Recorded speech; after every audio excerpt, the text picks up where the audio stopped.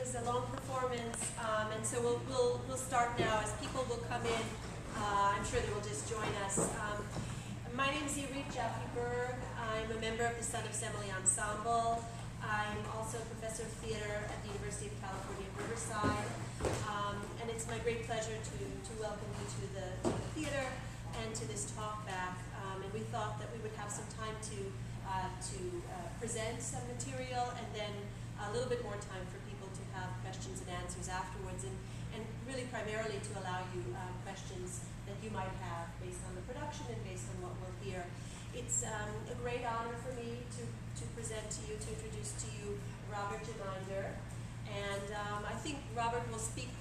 It would be best if Robert introduces himself in a sense, in terms of his own connection to the play that we just saw. Thank you.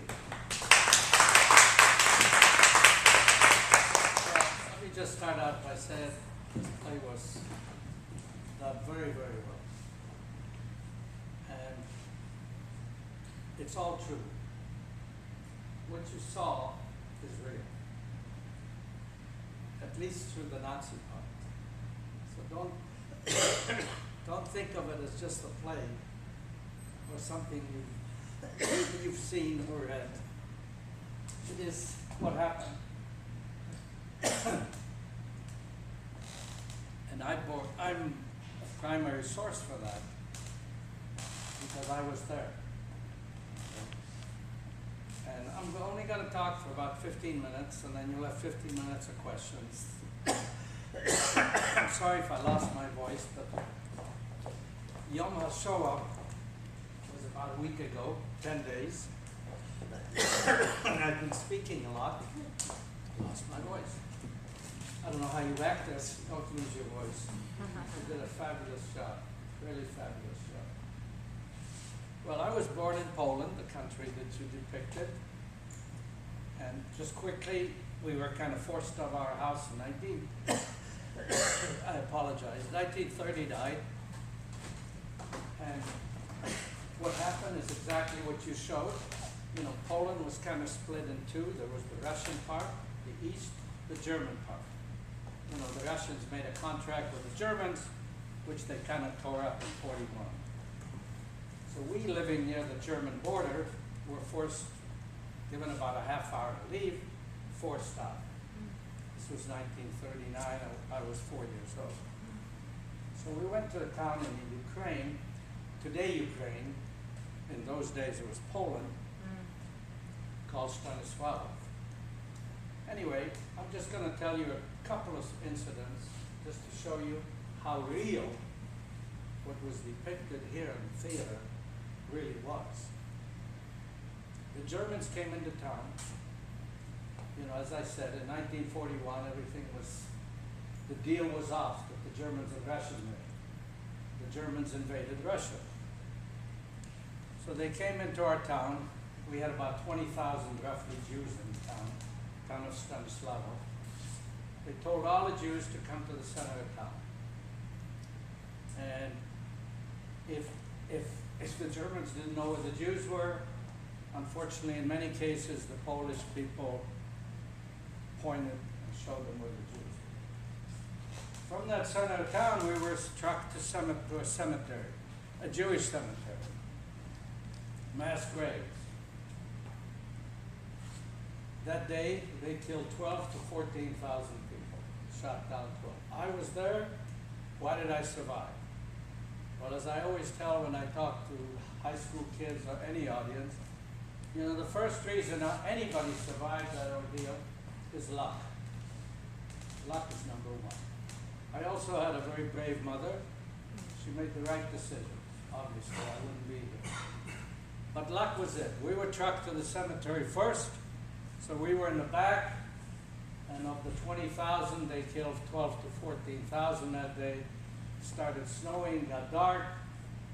They told the remaining 6,000 Jews to leave. There was a stampede, you can imagine.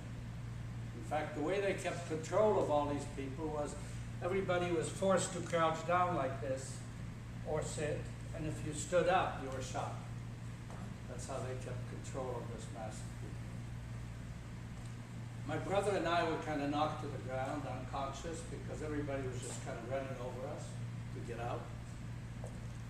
My grandmother also knocked to the ground, but she didn't become unconscious. She lost a shoe. She started looking for a shoe, and sure enough, she found Robert. She found my brother George, that his name was Jezik in Poland. Awoke, shook us, woke us up, and we went back. Before I forget, I put my name up there on a website. I have a website that I dedicate pretty much to the Holocaust. So if any of you are teachers, or if you have kids, or whatever, please send this to them, okay? I'm not pushing a website. I'm pushing the knowledge of the truth of what happened. In the hopes, of course, as we know, that it should never happen again. So then the remaining 6,000 Jews were put into a ghetto. There were approximately 300 to 400 ghettos scattered all around. And of course, Poland had the most, because Poland had 3.3 million Jews.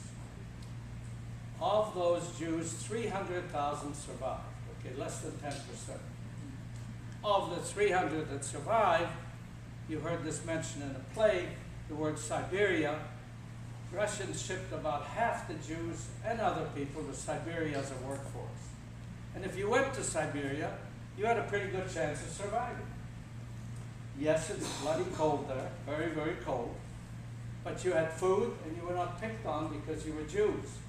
Russians had no axe to grind with Jews at that time. So half of the 300,000 survived because they were. Of course, when my mother had the opportunity to go to Siberia, she thought, you're crazy, because criminals are sent to Siberia to die. So she didn't go. Our family didn't go. So we stayed. We went into the ghetto. The ghetto, every ghetto in Poland, perhaps anywhere, but I can only speak to the one I was in, was like a mini concentration camp. People died daily. People died on the street. Germans came in and looked for people to kill. People were hung on telephone poles. They marched a lot of people out of the gates every day to work outside. My mother was of the age that she could be marched outside. So she was marched outside and worked all kinds of tasks. Scrubbing floors, scrubbing toilets, whatever needed to be done outside of that kind of labor. Slave labor. While she was out there, she was able to sometimes, with a Polish person, make a deal and give somebody a diamond ring for 2 loaves of bread. Because there was no food in the ghetto. My biggest problem from 39 to 45 as a little boy growing up was hunger. I was constantly hungry. Fear was the second biggest, but hunger was really the biggest problem that we all had. Anyway, she worked outside. She had heard that the ghetto was going to be eliminated, which means everybody was going to get killed or sent to concentration camps. We knew, having seen that one day when, as I said, 12 to 14,000 people died, we knew what the Germans were doing. Now, the Gentile or the Catholic population didn't know this. Really. A lot of them maybe knew, most of them didn't believe. Okay? How could you believe it? Just like people in the United States that were here during that time. You couldn't possibly believe it, could you? You look like you were here about that time in the States. No? Okay, whatever.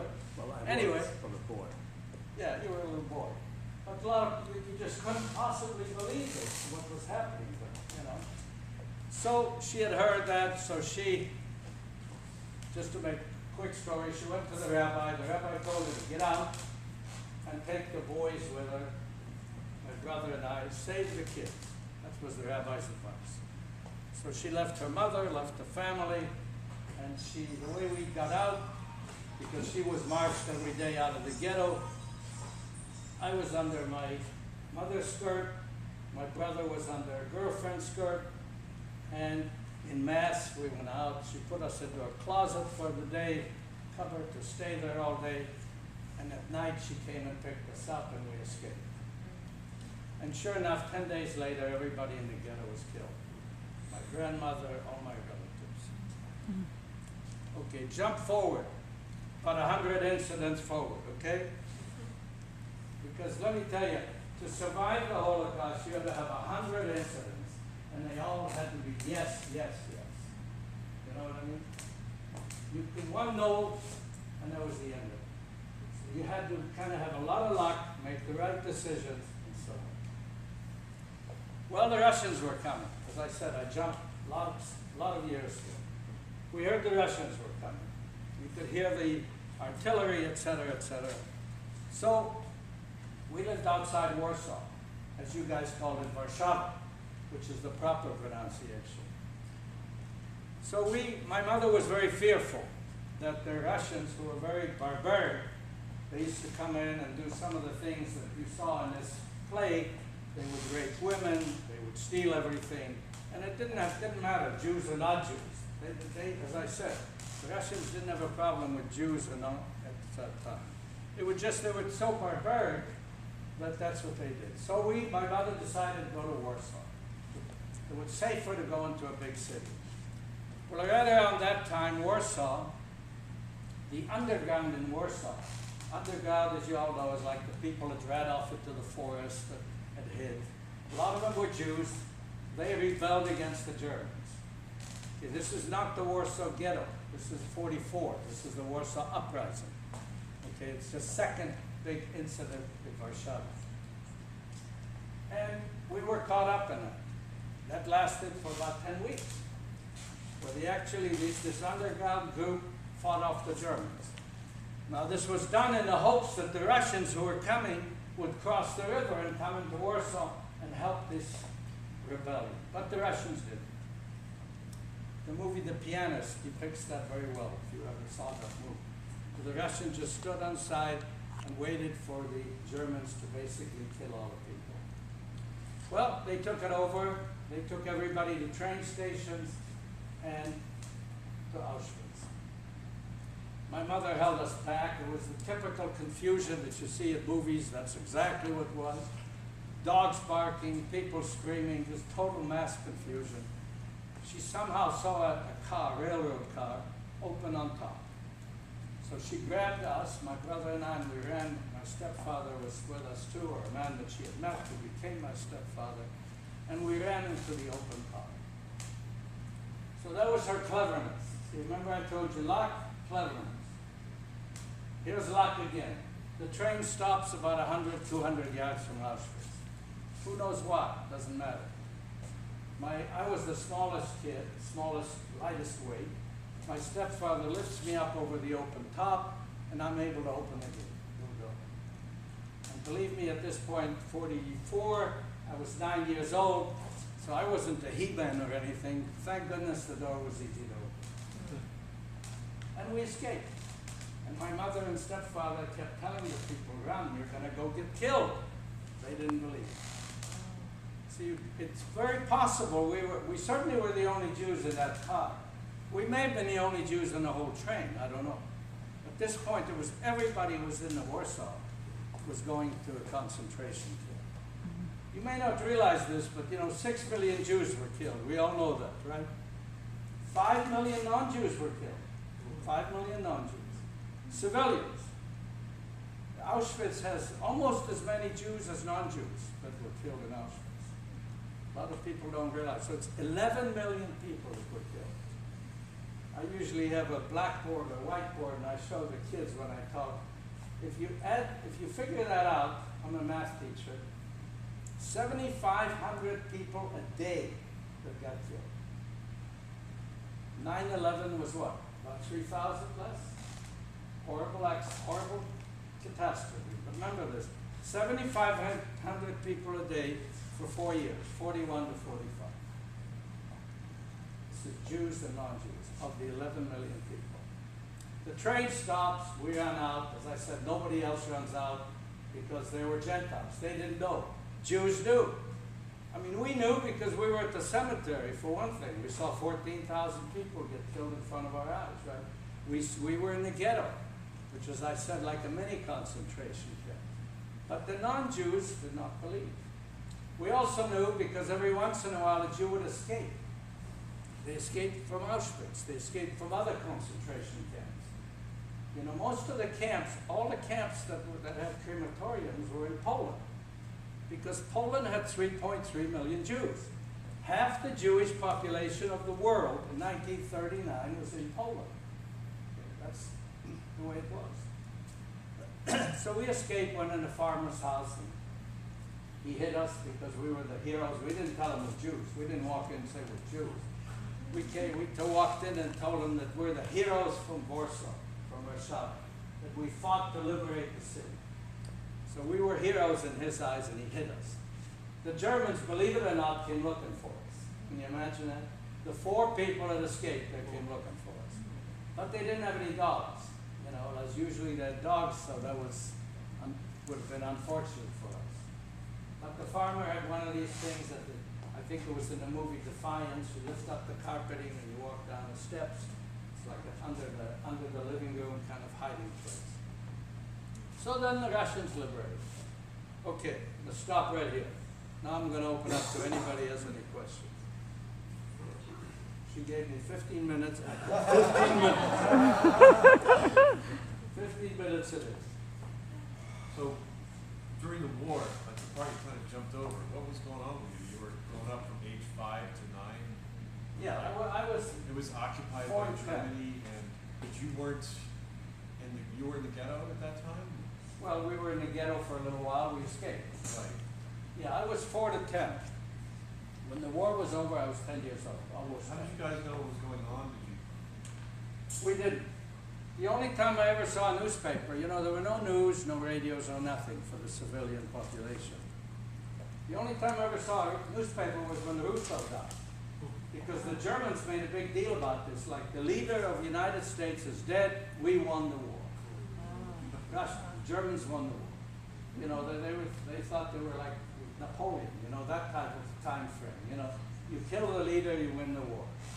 Well, that's the only time. Otherwise, you don't. But you know, there were a lot of rumors. People were talking. People were constantly moving. Besides, when the Russians came, you could hear them. You know, their communication with the Germans was also very poor. They were still driving around town. The Russians were coming in. You know. When did you come to America, and how was that transition for you? Yeah. Well, yes. Thank you for that question. You know, when the war was over, we went back to where we were living before the war. Because my mother always had hoped somebody would survive. You never know, somebody could survive and come there. And incidentally, she was right. 2 of my cousins did survive. They went to Russia, went in the Russian army, and they survived. So she went back to where people might come. Well, my brother and I went to a movie. We had never seen a movie, you know, so on. We never went to school, never did any of that stuff during all this time. Saw a movie called Ganga Din. And my brother was very dark looking, you know, very Jewish looking, okay, in those days. And of course everybody was keyed up, Jews, even the Polish. So the Polish kids looked at us and they said he were Jewish. They kind of chased us out of the movie, threw rocks at us. We came home, told my mother this. My mother said, okay, that's it, we're leaving. So my stepfather, of course, wanted to go to Israel. That's where his brother was, where he moved before the war. There was no Israel. You know, we're talking 45. We talked to Palestine. She said, no way, she's going to America. So, to answer your question, we went across from Poland to Czechoslovakia. You know, that was easy, that was communism. It's like you going to Tijuana and not coming back. So we went to Czechoslovakia, didn't come back. But then she hired a guide, and he took us from Czechoslovakia to West Germany. You had to get, obviously, to West Germany, otherwise what was the point? And you know, the borders in 45, late 45, were still, you know, there was no Berlin Wall, there was none of that. So it was still kind of loose. So we were able to get to West Germany, and we found a United States camp. It was actually UNRWA, United Nations, but it was run by US. And they had a lot of these camps scattered all over. They were DP camps, displaced people camps. We went there, and so I had my first banana, my first orange. I learned how to chew gum. I learned all the bad English words from the soldiers. And my mother advertised in the US papers, Jewish journals. Not advertised, just put in, you know, like, we're looking for relatives kind of thing. somebody founded in Pittsburgh and sponsored us. We came in. You still had to be sponsored, even though 6 million people, Jews died. You still didn't have a free pass to come to the United States in 1945, 46. We actually came in 47, February 47, to Pittsburgh.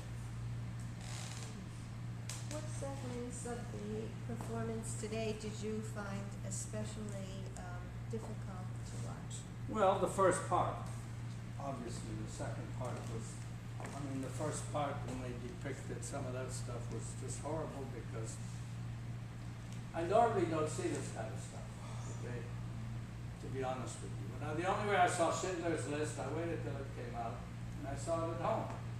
You know, I finally read the book Night, because when I talk to kids, they all read Night. So I felt like I better read this book, you know.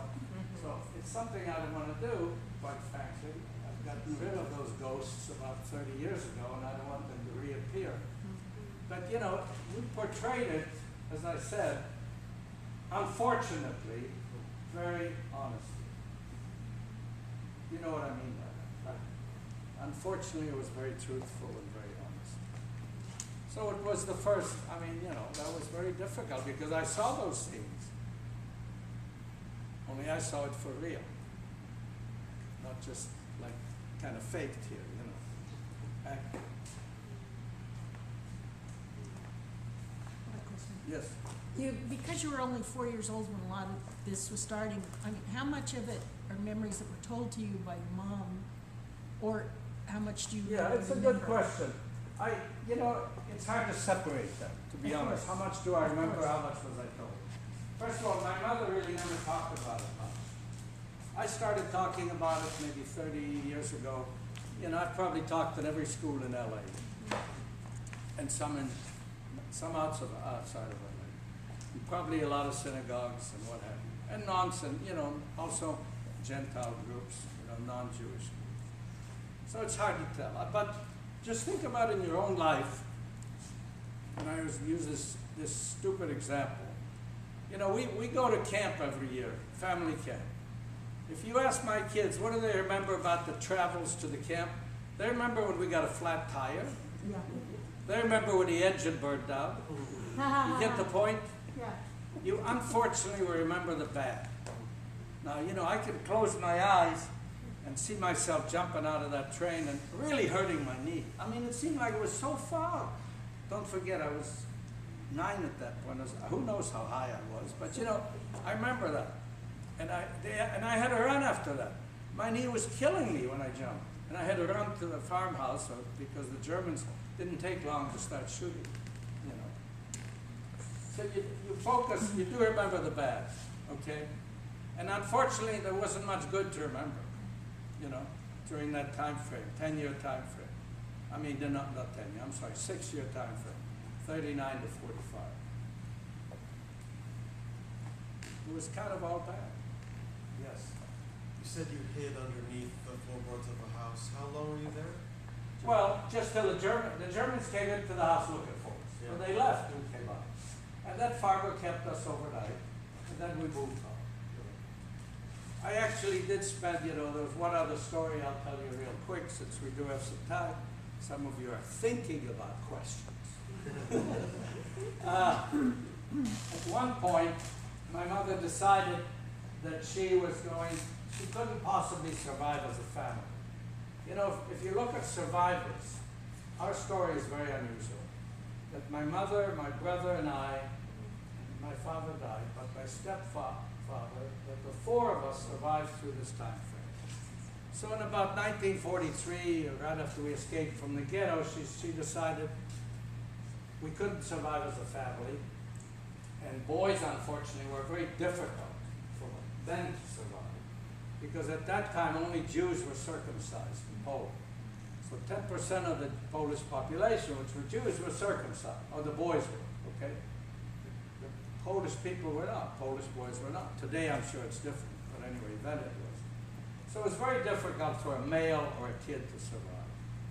So she made a deal with a farmer in Krakow. It's pretty far from Warsaw, Krakow, way down there. And to keep us, and she would give them a building for each of us at the end of the war. And unfortunately, my brother, we all went to church every Sunday. We played the game. We were like the cousins that just lived there. And we went to church one day, and my brother put his hat on in church. So right away, that was enough, you know. In synagogue, as we all know, we put our hats on. In church, it was automatic. We take our hats off when we walk into church. Well, so there was immediately like a buzz in the crowd. So she, you know, if you harbored Jews, you were killed, all killed. Just like one of the stories in this play. You know, not just you, but your whole family. They would find your whole family where they live, wherever they live, they kill if you just protected a Jewish person. So this woman, of course, panicked. She got somehow word to my mother. She came and picked up my brother, took him back, but she left me because she felt like it'd be safer just to travel with one boy.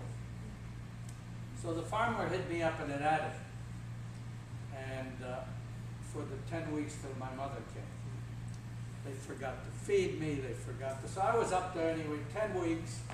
I would sneak out at night at the window and grab food for what the pig left. I found a chicken that lay eggs, I ate raw eggs. As I tell people when I speak in a synagogue with a lot of older people, maybe it's raw eggs, that's why I still have my hair. You never know, right, what comes. So I ate all kinds of junk, if you will, junk stuff, but I survived it. My mother came back for me. She thought I was insane because I was talking about shadow. She said the lice were jumping out of me. 10 weeks, no bathing, no brushing teeth, no nothing, you know, for 10 weeks. She picked me up and we went back home. In fact, it's interesting, I got an email, quick side note, I got an email from the Holocaust Museum in Washington, and she was watching all the Shoah tapes, and they're going to have a presentation starting at the end of April in the big museum there. And what they're presenting is how Gentiles helped, but they also got paid for helping Jews. And I forgot what she calls this thing that she has. So she wanted some pictures of the properties from me, and in fact, she already sent me the video. It's still, you know, she said not to show it to anybody, it's just for my eyes for now. But that'll be shown actually at the Washington Museum. You know, you made a point in a play about the righteous. There were a lot of righteous. A lot of righteous. I mean, sometimes I like to focus on the positive, okay? You know, that's just my nature. The reason I survived because there were some righteous Poles that helped, okay? I mean, there were guys we're discovering every day.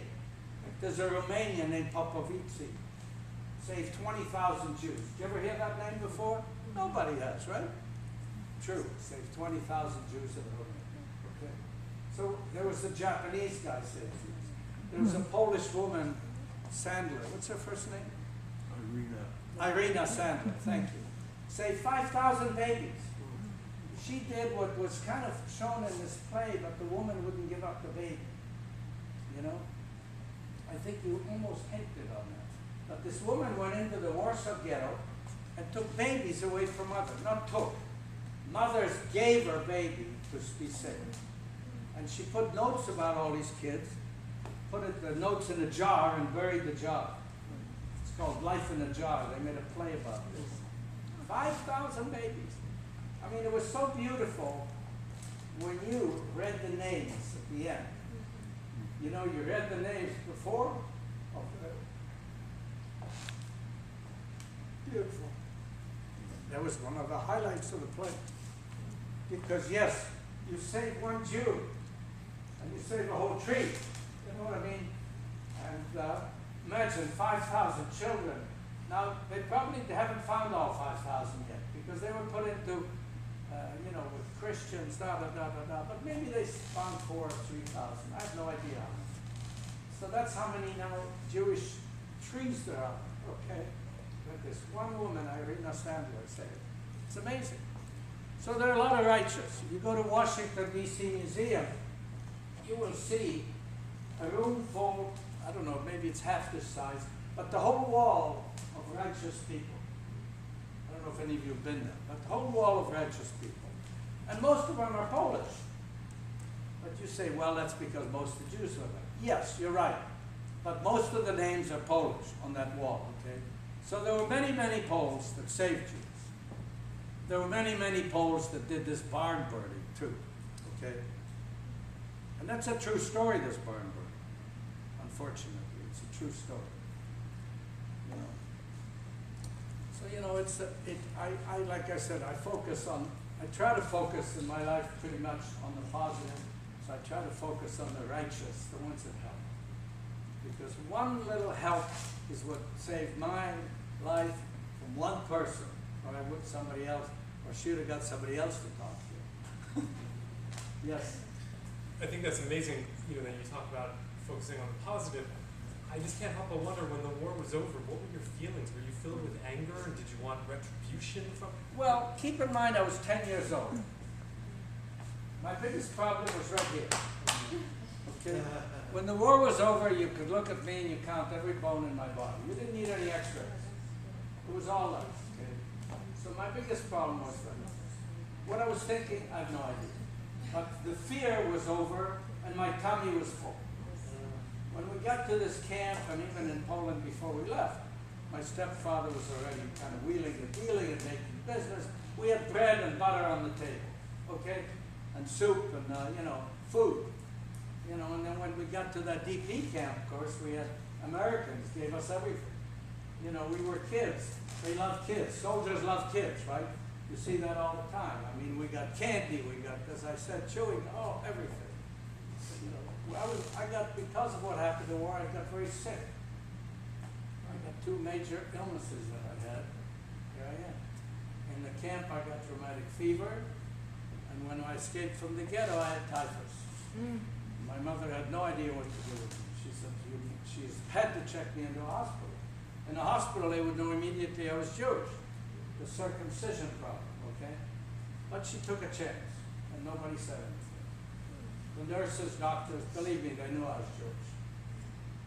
Nobody said a word. They cured me. I was out in a couple of weeks. You know, you die from typhus, right? You don't go, if I didn't go in the hospital, it would have been, you know, most of the people in the ghetto, if there was one major disease, it was typhus. That's what they died from. So I got this just as soon as we escaped, about a week later after we escaped from the ghetto. Yes? So you had youth on your side to help move you forward, but how was it for your mother and stepfather? Was there a lot of, was it hard for them to feel safe and to let down, or was it always this drive to kind of, you know, protect you, and, or was just America just different? And yeah, America was different. I mean, once we got to the camp, at this point, I mean, I've talked to my mother about this. She lived to be 87, thank goodness, Kanina Hora. Pretty good for somebody that went through this kind of hell. My stepfather also lived to 87. And, you know, she didn't talk about it much for many, many years. Because some Americans, when she came here, asked her questions, they were not very receptive. One of my cousins said, you know, we didn't have it so good here either. We had to wait in line for sugar. Okay. You get my message? Yeah. It's a true story. That's what they said. So, you know, that turned her off. Completely turned her off talking about it. It was much later in life, you know. The only way I got my mother's story was my wife, who unfortunately died about a year ago, took a tape recorder and taped her story. Okay, so I have a book for that too. If you go to my website, I didn't bring enough cards to give everybody one. I have some. You'll see there's a book that we just published, it's only about a year old, we being the Children Holocaust Survivors. Okay? There's a group here in LA called Children Holocaust Survivors. It's a beautiful book, hardcover, excellent. How we survived this called. 52 stories. I'm one of the stories. If you don't want to buy the book, you can just click on the link. My story's on the website. But it's a great book, you know, $25, cheap. And it's 52 different stories. And believe me, every story of a survivor is just amazing, totally amazing when you think about it, no matter what they went through. You may have heard other survivors talk, and I'm sure none of them are the same, right? None of them. They're all different. And, you know, that's what it is. So I didn't answer your question because I don't know. I know she felt safe in this country. She got a job, they worked. Her biggest problem when they came to this country was the language. I was lucky because my cousin took me to a superintendent of schools, like in February, and the guy pulled out a chart. He didn't ask me how old I was right at the beginning or what I knew. He asked me how old I was. And he looked at the chart. He said, oh, you're going to be 12. You're going to the bottom of the 6th grade. The last few months of 6th grade. My brother last month, the 8th grade. So that was it. You know, I never went to school. When I talk to kids, I usually tell them, hey, see, you never learned anything. You don't learn anything for 6th grade, right? Anyway, so I learned, what I did learn was the most important thing, the language. You know, there was nobody I could talk to except my brother, and he was in a different class. So I learned the language, so by the time September came around, I was okay.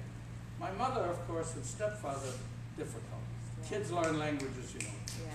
Especially if you throw them into the environment. But my mother and stepfather took them a long time. But that was a big problem. But they never had any fear. And quite, I'll tell you something, a lot of people say, well, there's anti-Semitism, I've been to Poland many times. Take my word for it. There's no anti-Semitism in Poland. Take my word for it. If you don't believe me, go watch 100 Voices, the movie. Anybody see that? It's 100 cantors from around this country. Do you see it? Isn't that fabulous? They sing in Auschwitz, they sing in the Warsaw Ghetto, they sing, and it talks about Poland, and it's today's Poland. You know, there are only 5,000 Jews in Poland. When I go back, it's more like a curiosity. What happened here? Why Jews, you know? They're more interested in the whys and the history of it. In fact, I have a cousin, first cousin, Robert Geminder, and she teaches Hebrew studies in a university in Poland. Okay? So we've come a long way in Poland, okay? So don't let anybody tell you, because people have preconceived notions about it. Oh, there's anti-Semitism. There was anti-Semitism 39 to 45. Don't doubt it, absolutely, okay? Even though there were all these righteous, there was plenty of anti-Semitism. Because as I told you, in a city, before I went to the cemetery, this is what the Polacks did. Why did they do that? More for financial reasons. When we came back to our apartment, there was nothing left in the apartment. Nothing. Except a bucket by the fireplace. My grandfather made a bucket for my mother, false bucket. The bottom had all the gold, diamonds, etc. my mother had, which saved our lives many times, and top had water. Now who's going to steal a bucket, right? So they left the bucket by the fireplace. Wow. It was very clever of my grandfather to do that. And that, believe me, that saved our lives, because it's those diamonds and gold that put bread on my tummy once in a while. You know, in those years in the ghetto and even after. Yes, sir. There's a part of the play at the very beginning where we're classmates and we're together. I know you're probably too young for that, but did that strike you as real? You know, at the beginning with this bonding of Poles and of Catholics and Jews was very strong. Absolutely. As long as you got away from the staples, you know, the staples like Fiddler on the Roof, okay, where the Orthodox Jews live. None of those group of Jews were Orthodox. That's why they were mixed with the others. They didn't go to day schools or Orthodox schools, right? But, you know, you got to realize in Poland, probably of the 3.3 million Jews, most of them were Orthodox. There was no Orthodox conservative reform. That didn't exist. So if you were Jewish, you were Orthodox, or you just were Jewish. Like my family was Jewish. They didn't go to synagogue, maybe on Yom Kippur and your Rosh Hashanah they did. But no, like most of the Jews in this country today. You know, at least half of them. So, yeah, I think it was real. I mean, I can't vouch for it because obviously I never went to school. But as long as you got away from the orthodoxy, the staples where everybody was Jewish in there, like a ghetto. It was like an open ghetto in those times, right? You know, the Fiddler on the Roof story is fantastic, of course. You know, because it depicts that, and most of the Jews in Poland lived in towns like that, shtetls. My father and my real father and my mother and my brother and I, you know, we were different. We were wealthy for one thing. We weren't. My father didn't deliver milk, you know, like Fiddler did. So you know, not Fiddler, but you know the guy. What's his name? Tavia. Yeah, Tevye. So yeah, I think it was real. I think your play was very real. Seriously, too darn real for this man. Let me tell you that. No way. If I'd known this was the case, I would have said no. I'll come at 6. But